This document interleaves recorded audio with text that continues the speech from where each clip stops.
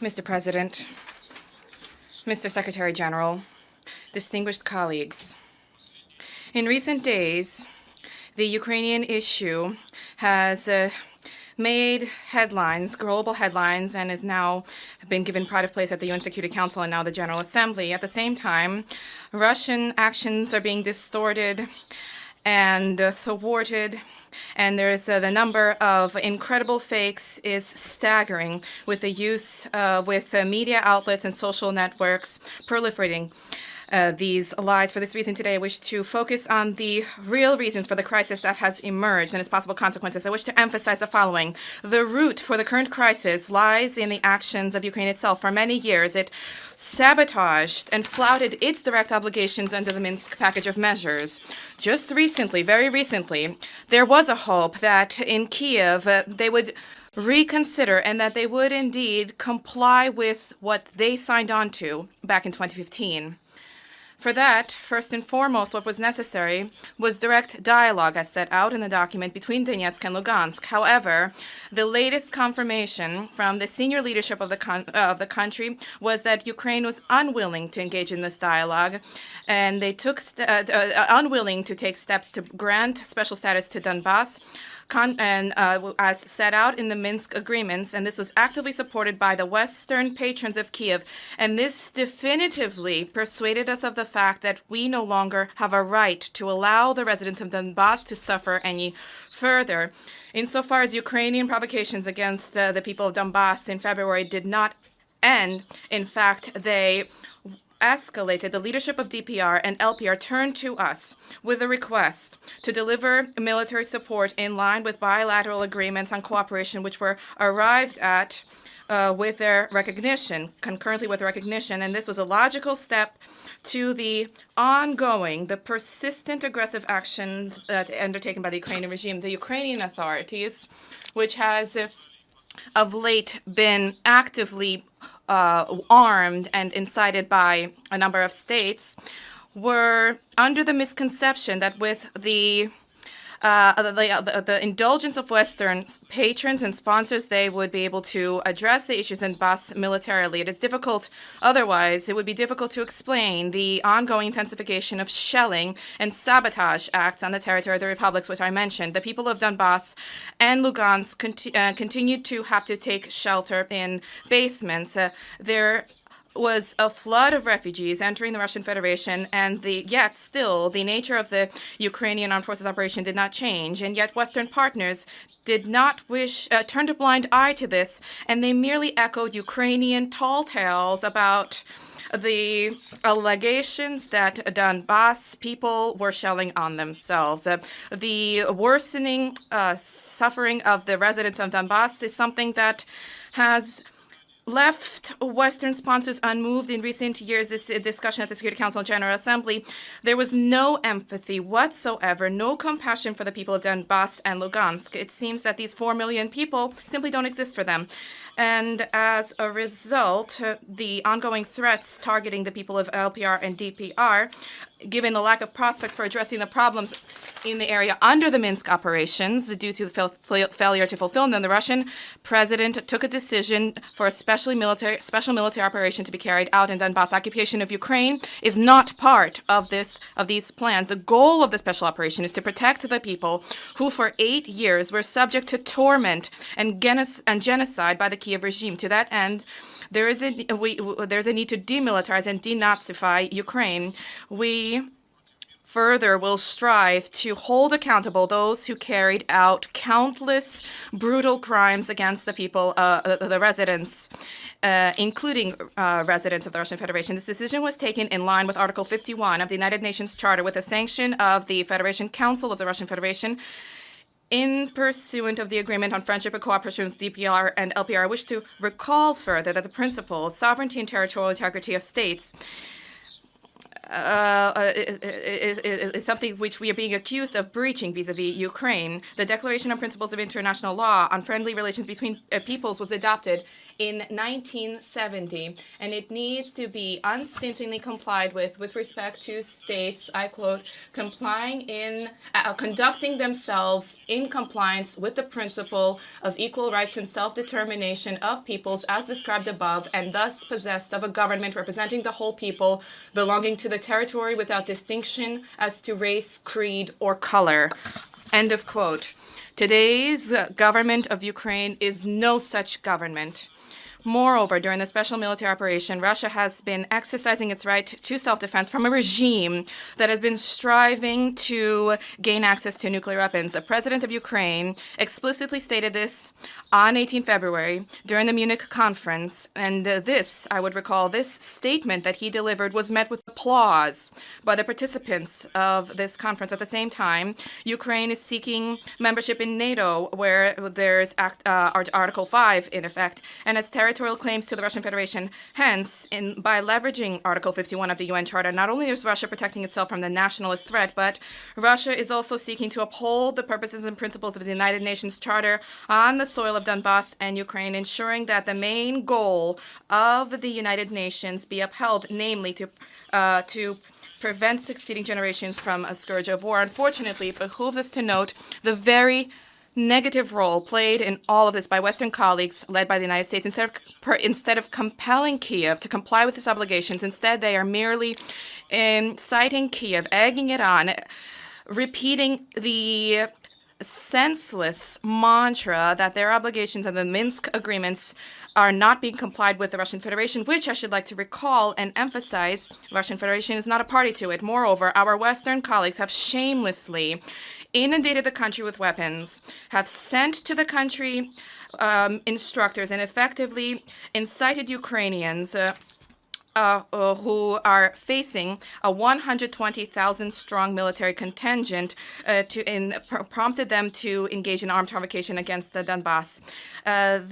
Thereby, the Western countries have created a bubble that cannot but pop. Distinguished colleagues, discussing today, in this discussion, it behooves us to note that back in 2008, a Russian president at the NATO Bucharest Council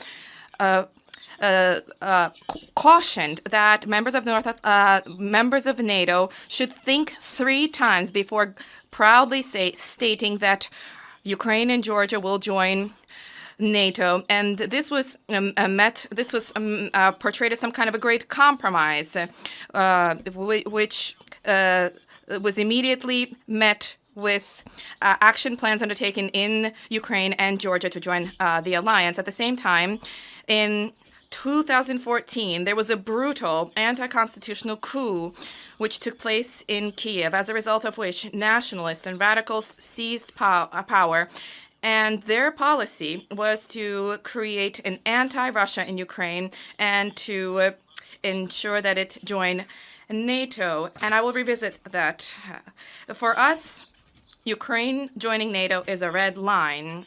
First and foremost, from the military strategic level, the deployment of NATO infrastructure in that country would compel us to adopt measures in response, and this has placed us at the verge of conflict. For this reason, in December 2021, we proposed that agreements be arrived at with the U.S. and NATO for security assurances to be provided to the Russian Federation. However, our extended hand was unceremoniously rebuffed by Americans and NATO representatives. It was proposed that we continue to discuss secondary issues without consideration of our concerns. Moreover, the question was not addressed as to how the freedom of choosing alliances as set out in the OSCE aligns with the principles of indivisibility of security, which is of great importance to us. Probably many of you wonder what should be done now and what role can the United Nations play in addressing the Ukrainian crisis. We believe that the UN can and should play its role, help to bring the stakeholders' positions closer together, and to eradicate the causes of conflict. The key role here, according to the Charter, should be played by and lies with the Security Council. However, attempts to calmly discuss this issue is something our partners did not deign to undertake. For this reason, the Russian Federation on 25 February voted against the anti-Russian and anti-Ukrainian draft resolution of the Security Council. It is anti-Russian, this document. There's no need to explain why. It suffices to have a cursory glance at the document. Why is it anti-Ukrainian, the document? Because this document, beyond any doubt, is inconsistent with the root interests of the Ukrainian people insofar as it is an attempt to salvage and to cement in Ukraine those authorities who brought the country to the brink of tragedy. And this tragedy has been ongoing for 8 years now. The main reason for our negative vote was not what was in the draft, but what was not included in the draft. If the sponsors were to attempt to make it even remotely balanced, then they would not have left out issues that need to be addressed in the context of the Ukrainian issue. Specifically, what was unaddressed was the way that the anti-constitutional coup in Ukraine, in Kyiv, in February 2014, resulted in the Maidan junta seizing power and using it against the residents, shelling civilian areas with artillery pieces and multiple rocket launchers, and raining bombs on the people of Donbass and Luhansk. What was unaddressed was how the Ukrainian authorities, with the tolerance and indulgence of Western sponsors, consistently and cynically shirked their obligations to implement the Minsk agreement. At the same time, at the line of contact, Ukrainian death squads, first and foremost comprised of neo-Nazi and radical elements, methodically, day after day, shelled the residential areas of DPR and LPR, killing women, children, the elderly. This is ongoing today. How can we fail to mention the fact that the Ukrainian nationalists have been perpetrating crimes for all these 8 years? The protesters against Maidan and Odessa were burned alive.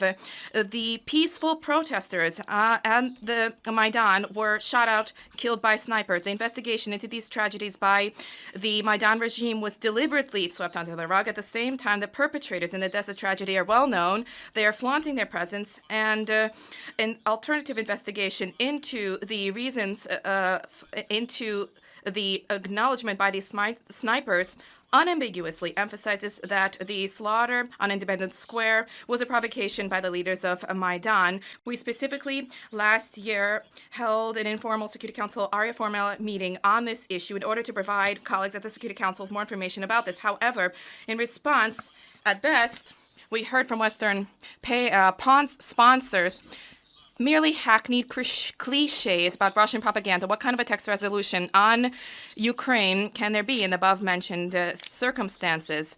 There's a need to ensure that there was a need for the text to have a frank assessment of the role in inflating the Ukrainian crisis played by Western colleagues who not only were present in the Minsk negotiations, but effectively gave Kyiv carte blanche to carry out any actions or steps that would be unthinkable for any civilized states.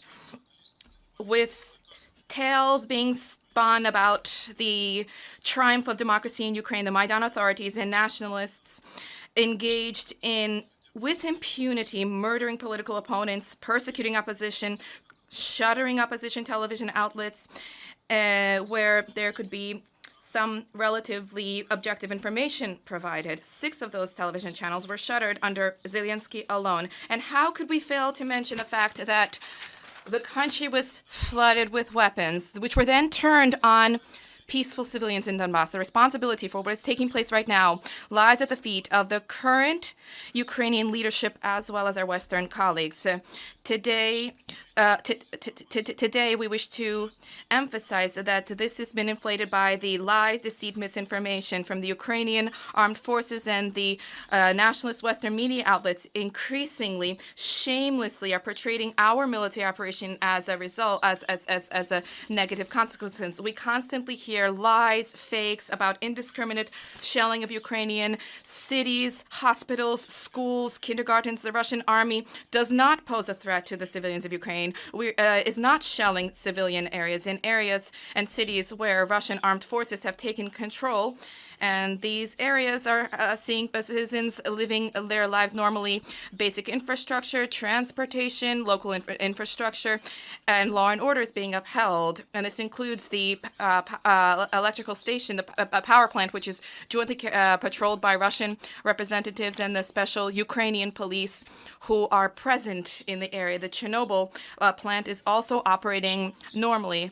The threat to the residents of Ukraine presently is posed by the Ukrainian nationalists who have effectively taken hostage the residents of Ukraine, and they're using them. They're hiding themselves behind them and using them as human shields. There's an abundant evidence from ordinary Ukrainians that nationalists, despite their protests, have been deploying heavy equipment and multiple rocket launchers in residential areas. This is an egregious violation of international humanitarian law, which needs to be duly condemned. Effectively, this is the same tactic that is being used by ISIL terrorists. All of the responsibility for the possible repercussions lies at the feet of the Maidan regime. The residents of Ukraine are also threatened by the unfettered, uncontrolled radical elements giving to all of those who wish, including criminals who have specifically been released from prison. They are now receiving weapons, and the looters and marauders and criminals are now using them to target civilians. There is sufficient and abundant evidence of this from residents of Kyiv and other cities.